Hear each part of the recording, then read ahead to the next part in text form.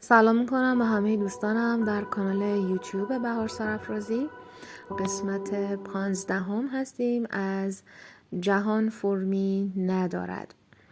امیدوارم که از قسمت های دیگه لذت برده باشین و اگر در فضاهای دیگری به این وایس گوش میکنین لطفا حتما برگردید به کانال یوتیوب، اسم من رو تایپ بکنید میاد براتون داخل یوتیوب که دسترسی داشته باشین. اگر سوالی هم دارید از خودم بپرسید در قسمت کامنت ها.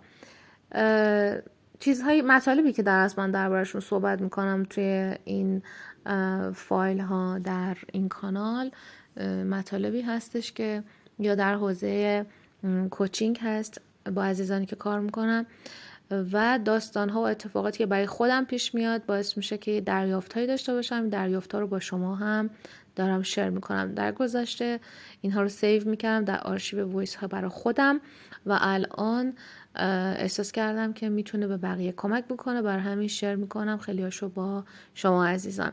بریم تا یکی از این داستان های جدید رو با هم دیگه بشنویم.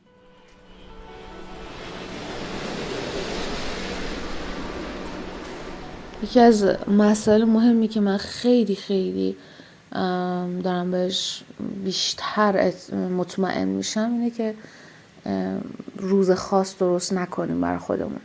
وقتی یه روز خاصی برای خودمون درست میکنیم که مثلا روز دیدار است و فلان روز، برای اون روز فقط مهیا میکنیم خودمون رو، از لحاظ روانی به مشکلات بزرگی میخوریم که ما همش منتظر اون روز خاصه هستیم.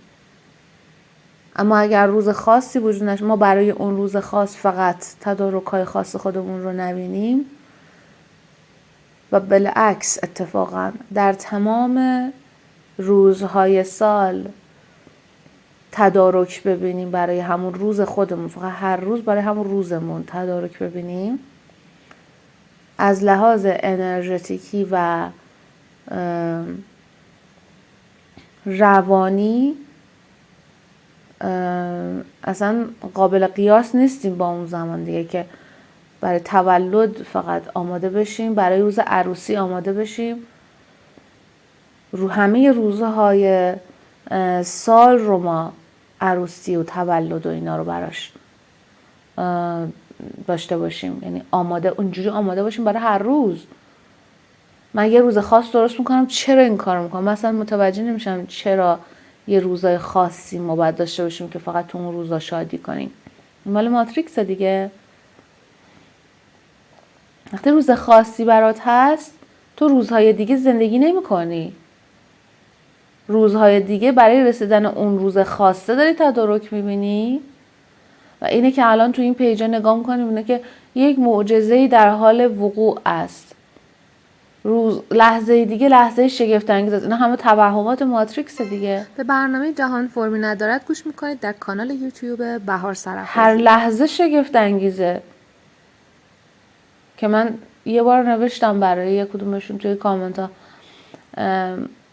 خدا به زودی اتفاقی میفته که خدایا شکرت به خاطر اتفاقاتی که قراره برامون بیفته و مثلا خیلی خفن قراره باشه و اینا، مرسی که به ماها هدیه های ویژه‌ای خاصی اینا میخوای بدهی.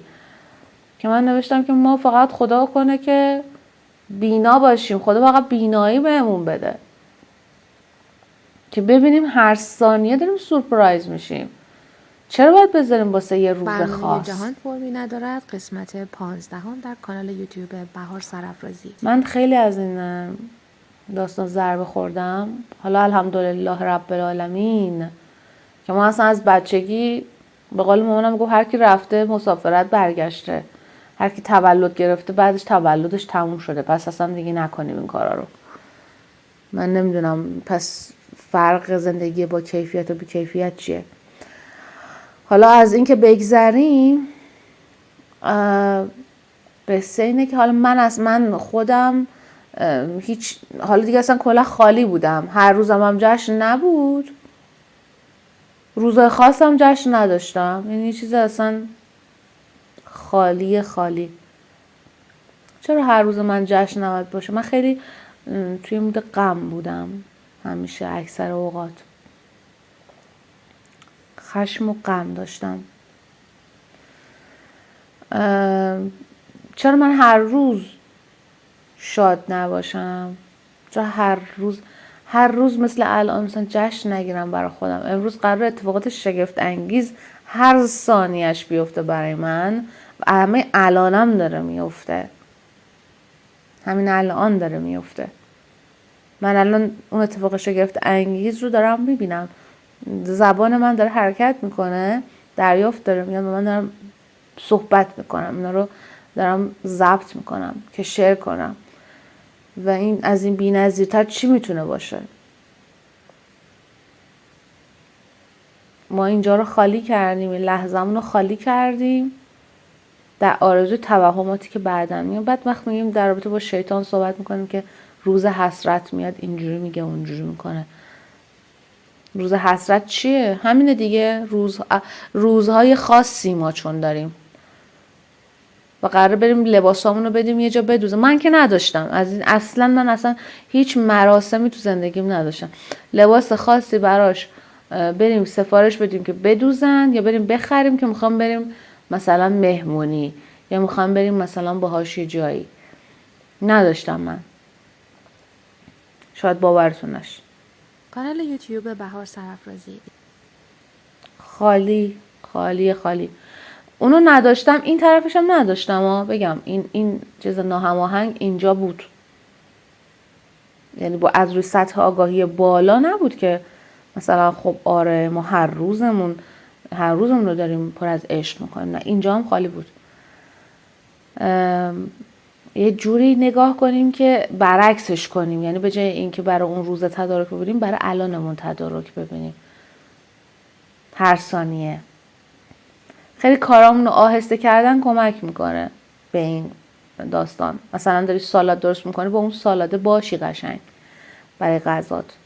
من مثلا یه چیزی میگفتم، من وقتی تنهام واسه چی باید غذای مثلا خوشگل مشکل درست کنم و این کارا رو کنم؟ اگه یکی دیگه حروم میشه. ببینید گفتم حروم میشه، حداقل یکی دیگه بود با هم دیگه غذا میخوردیم. این باگو فکر میکنم خیلی از خانم‌ها داشته باشن.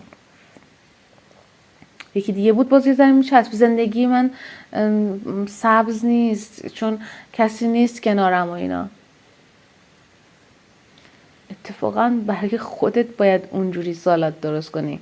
کسی که میاد توی خونت اونم از کنار سالاد قشنگ تو میتونه استفاده بکنه، ولی نه اینکه برعکس وقتی اون میاد.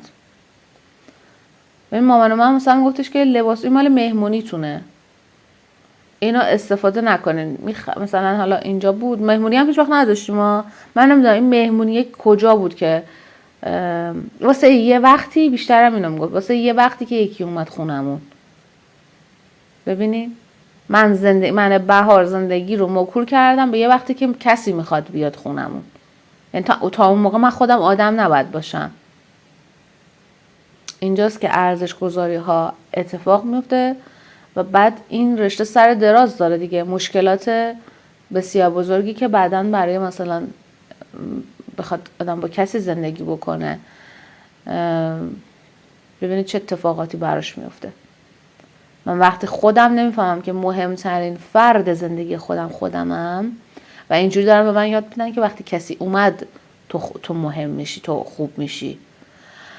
امیدوارم که این وایس کوتاه هم شد ولی میتونه خیلی خیلی اثرگذار باشه. حتما این کانال یوتیوب بهار سرافرازی رو معرفی کنین به عزیزانی که احساس میکنین این مطالب میتونه کمکشون بکنه و برشون ارسال کنین. سابسکرایب کنین، لایک کنین و اگر سوالی بود توی کامنت ها برای من بنویسین. روزتون عالی.